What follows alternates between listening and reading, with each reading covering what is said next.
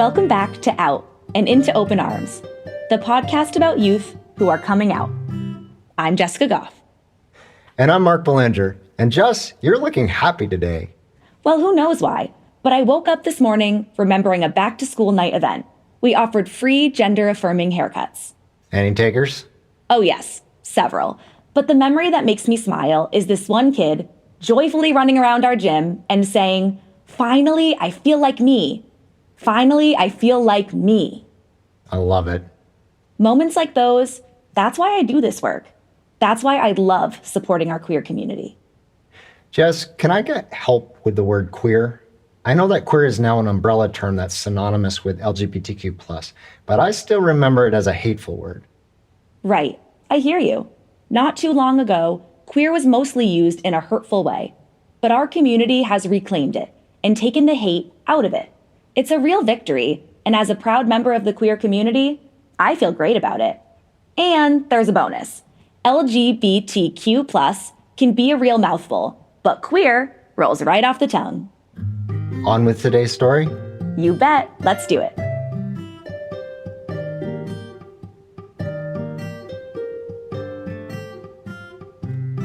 Listeners, I'm delighted to introduce you to Jordan, a 15-year-old at a charter high school for the arts.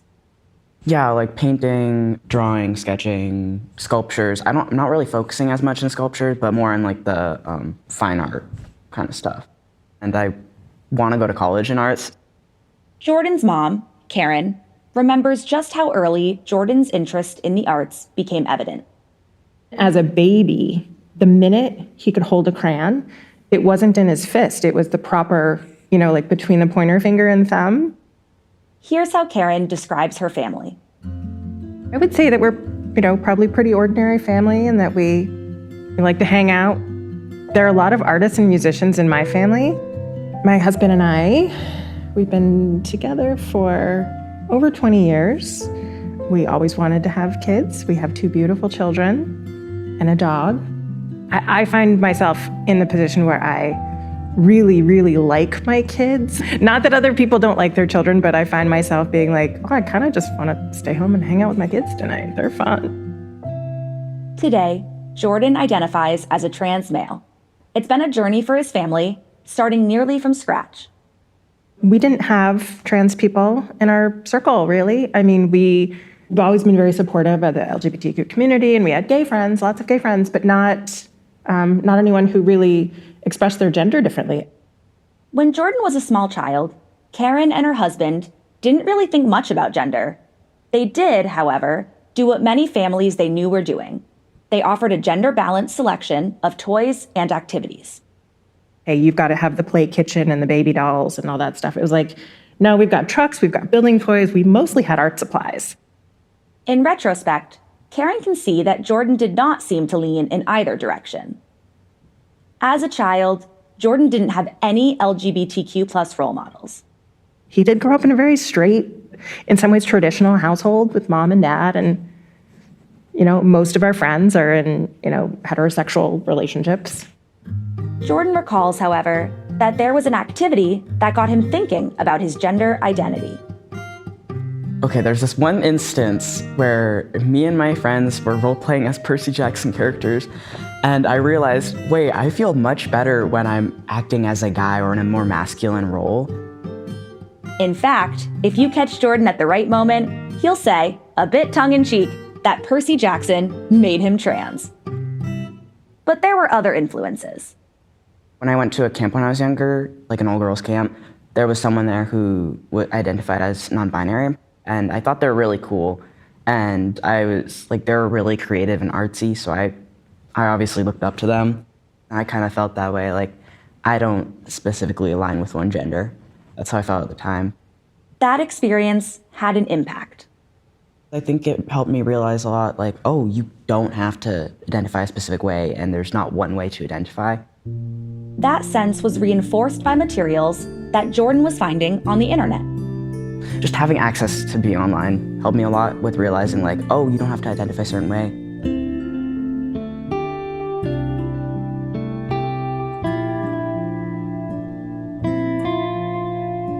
One summer day, when Jordan was 11 years old, He came to his mom with an interesting look on his face. I really need to tell you something. Very sort of anxious, like not even taking full deep breaths. Karen's first thought was that Jordan had broken something expensive. That was what it had been the last couple of times Jordan approached her with a similar tone. Here's Karen recalling what Jordan actually said. I think I'm non-binary. And I understood what that meant at that point. And I was like, oh, this isn't going to be an expensive trip to get something repaired. Sure, it's kind of funny in retrospect. Karen's mostly relieved, nothing's broken, and she knows what non-binary means. All right, she thinks, I can handle this. And I was like, okay, well, let's talk about it. Why do you feel that way? What would you like us to do or say or support you? Jordan wasn't too sure about his gender identity at this point. I first came out as non-binary or like genderqueer because I thought like, oh, I feel neutral but also masculine at the same time. Jordan says his sense of gender went back and forth for a while. Another thing that helped me come to terms with my gender better was realizing you don't always have to have a label for your gender. After a couple of years, however, he became most comfortable with the idea of being trans male. The title trans is such a big umbrella, so I feel like it was just a label that suited me better, and I do feel more masculine, so it helped me a lot. So, trans male, with some fluidity, Jordan recognized that the chosen label doesn't have to feel perfect every day. It's just a label, and regardless of the label, it's just you at the end of the day.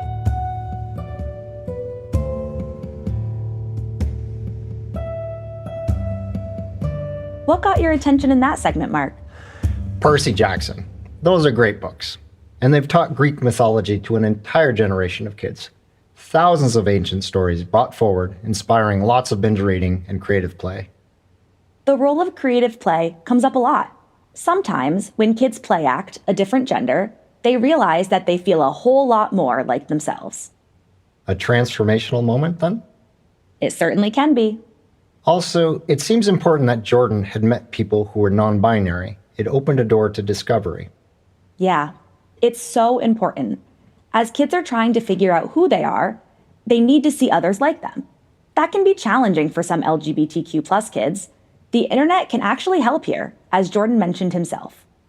What else got your attention, Jess? It'll be hard to forget Karen's initial reaction, both the humor and the quick pivot. She had no experience with non-binary or trans people, but immediately it's, what do you need? How can I support you? Job one, always, forever, and no matter what.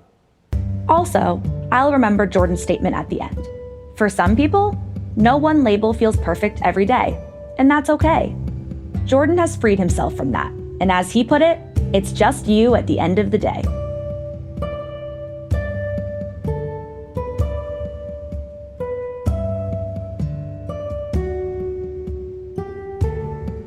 Jordan has felt fully supported by his immediate family, including his little brother. The family enjoys retelling a story about going out to dinner. This was during the period of time that Jordan was identifying as non-binary and using they-them pronouns. This one time, we were at a restaurant, and I think the server called me like, ma'am or something, and my brother kind of went like, actually, it's they. Actually, it's they. Keep in mind his brother was in elementary school. No, it's they, them. Like, didn't wait for anybody else, just immediately jumped right at it. Karen and Jordan were caught off guard. It felt a little risky, and they were not at all sure what to expect. But the server just rolled with it and was like, oh, okay, thanks for letting me know. What would they like? What would they like? Little brother's advocacy worked, and Jordan really appreciated it. I didn't intend to correct them, but when my brother did, I think I felt a bit better. I was like, oh, yay. At that moment, it seemed to Karen and Jordan like a bold move, but over time, Karen could see that it fit a pattern. That kind of captures how his brother thinks about him. Like, he is best in our family at getting pronouns right, getting name changes right, and correcting everybody in his presence. He is a gem. A gem. Karen and her husband hadn't coached the behavior. I don't think we've had too many, sit-down, explicit family meetings. They simply let him know about the changes that Jordan was going through, and he accepted them. Okay, that's what we're doing now? Got it. But then he'll also be like this protector. His protector, but not necessarily with the deep understanding about what's going on. Yeah, he was always oddly good about that, despite not always like understanding my gender. A sibling and a wingman. What a gift. But I think there's a deep respect there, where they know that if they had to go out in the world, no matter what bickering or stuff that's going on between them, they would immediately form a united front, which I think is that's all we ever wanted for our kids, was like, remember, you are what you have. The two of you stick together.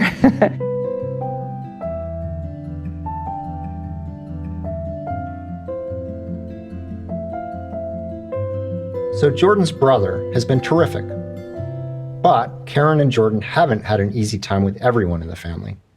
We do have a relative who has had a lot of difficulty with it.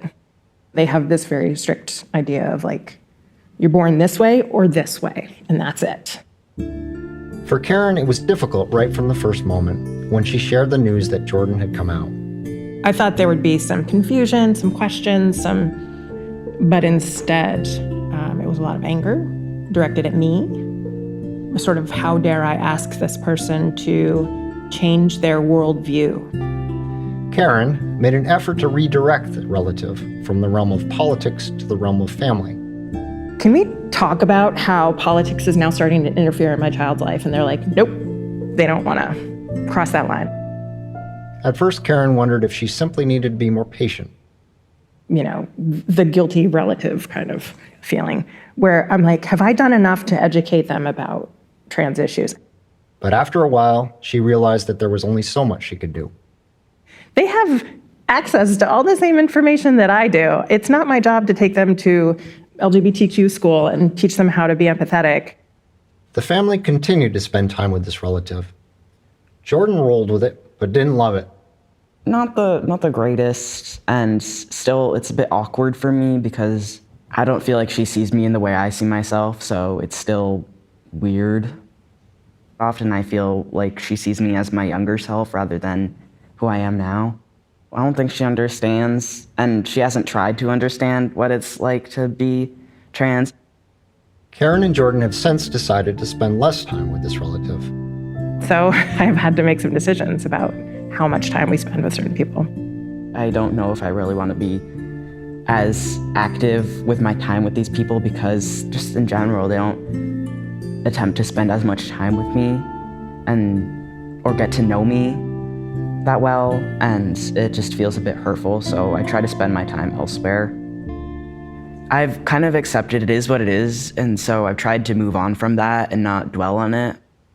The relationship is still difficult. There's no curiosity or care. We all live in this world. We're all aware of how trans people are being treated and talked about. I don't understand that piece. I think that's very confusing for me. Like, how can you love someone and then not give like the smallest care about how their life is going? Fortunately, Karen and Jordan feel very well supported by their network of friends. We are so fortunate in that we have a very solid group of friends who are just the most amazing, supportive people. Their kids have grown up with our kids, and their kids are just the most amazing, supportive people. Some friends would ask for a little help. If we have friends or family we haven't seen in a little while, it's like, remind me what name we're using again. Karen was more than happy to answer questions like that. She pointed out that for years, these friends had known Jordan as a girl. But the love didn't change. They loved him then, they love him today. And in Karen's view, that support has helped Jordan grow into a confident teenager.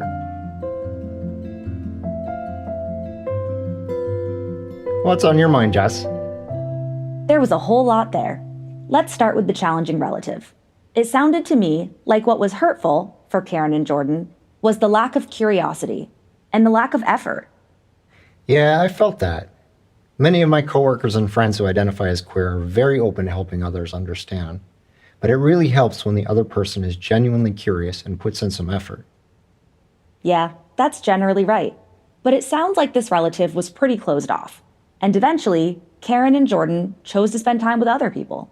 And of course, it's sad when you feel like you have to limit contact with a relative or family friend. But as a parent, protecting your child is job one. I was heartened that most of their family and friends were supportive, and you just gotta love the little brother. Yeah, so often it's the siblings who are the most intensely supportive and protective. We see it all the time, and it's beautiful to witness. And you know, that scene in the restaurant shows how even a small act of advocacy can make a big difference. The family is still telling the story years later. I also thought Jordan's observation was interesting, that his brother's super supportive, even though he really doesn't understand all that deeply what Jordan's going through. That's great. And there's a broader point for everyone. You really don't need to be an expert or even all that knowledgeable to be supportive. You just have to be curious, and you have to care enough to really try. Yeah, think about the more distant friends that Karen mentioned right at the end of the story. They don't always remember name and pronouns, but they do remember to ask. That shows they're curious, and they care. They make the effort, even if it feels a little clumsy. And it's appreciated.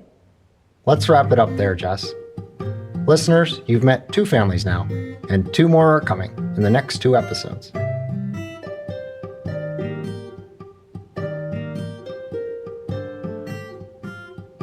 This podcast has been brought to you by New Hampshire Outright. Please check the show notes for additional resources. Special thanks to our hosts, Jessica Goff and Mark Belanger.